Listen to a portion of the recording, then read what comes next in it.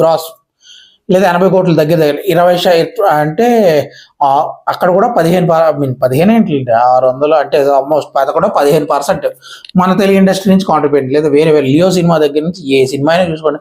కార్తీక్ గారు మొన్న సత్యం సుందరం కానీ ఏ తమిళ్లో హిట్ అయ్యి మనకు కొంచెం ఫేవరబుల్గా ఉన్న సినిమా ఏదైనా సరే మన తెలుగు నుంచి 10 to 15% రెవెన్యూ వస్తుంది. అంత ఎందుకు కేజీఎఫ్ ఉంది, కేజీఎఫ్ మూవీ మన తెలుగులో 100 కోట్ల పైగా కలెక్ట్ చేసింది, 2 తెలుగు వెర్షన్ ఒకటి కూడా.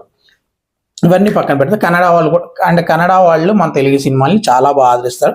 తెలుగు వెర్షన్స్ అక్కడ చాలా బాగా ఆడితే అది మన చిరంజీవి గారికి కానీ, లేకపోతే పవన్ కళ్యాణ్ గారికి కానీ, లేదా మహేష్ బాబు గారికి కానీ, జూనియర్ ఎన్టీఆర్ కానీ చాలా మంచి ఫ్యాన్ బేస్ కన్నడలో కూడా ఉంటుంది, అందులో ఎలాంటి సందేహం లేదు.